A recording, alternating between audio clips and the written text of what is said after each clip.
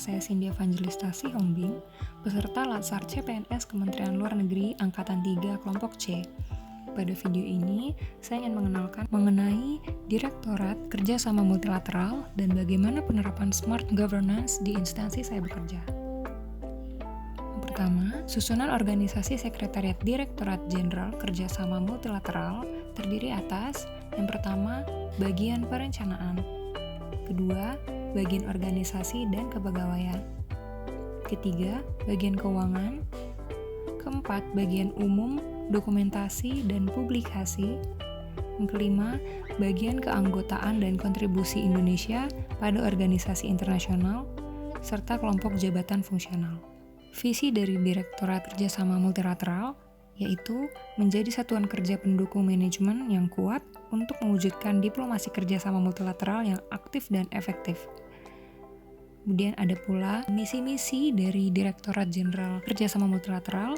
Yang pertama, meningkatkan peran dan kinerja keanggotaan Indonesia pada organisasi internasional. Yang kedua, mengoptimalkan pencalonan Indonesia dan atau individu Indonesia pada jabatan strategis organisasi internasional. Misi yang ketiga, melibatkan seluruh pemangku kepentingan sesuai agenda nasional. Dan misi yang keempat, memperkuat tata kelola dan infrastruktur organisasi yang kuat dalam rangka pemberian pelayanan prima.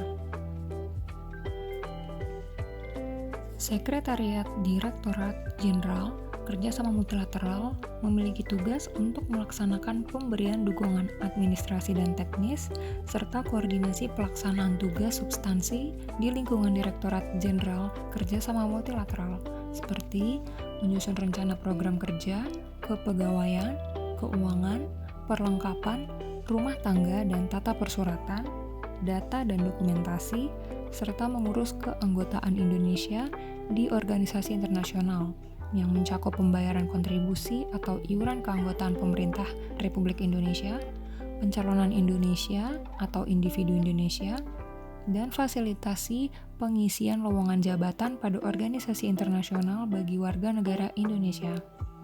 Dalam melaksanakan tugasnya, Setjen Multilateral menyelenggarakan fungsi yang pertama, koordinasi dan penyusunan rencana, pemantauan, evaluasi dan pelaporan kinerja, anggaran dan program.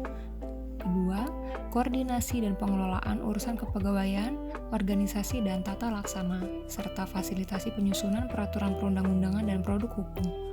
Ketiga, koordinasi dan pelaksanaan pengelolaan dan pelaporan keuangan.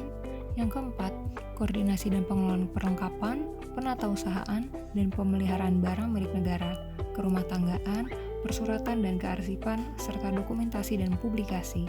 Yang kelima, koordinasi dan pelaksanaan analisis data, penyusunan kertas kerja, pelaksanaan dukungan substansi dan tata usaha pimpinan. Dan yang keenam, koordinasi pengelolaan keanggotaan, kontribusi dan pencalonan Indonesia, serta peluang kerja bagi warga negara Indonesia dan pengadaan pada organisasi internasional. Kegiatan di Sekretariat Direktorat Jenderal Kerjasama Multilateral terkhusus pada bagian keuangan sudah menerapkan praktik Smart Governance, yaitu dengan menggunakan aplikasi Sakti.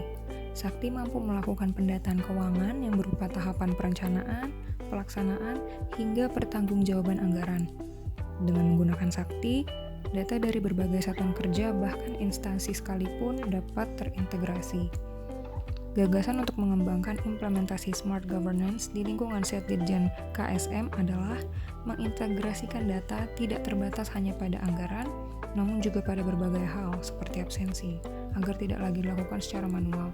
Dalam praktiknya, absensi dapat dilakukan dengan menggunakan mesin biometrik maupun dengan aplikasi absen online. Kita harus terbuka dengan perkembangan teknologi yang sangat cepat. Sekian sekilas informasi mengenai Direktorat Kerjasama Multilateral. Terima kasih dan semoga bermanfaat.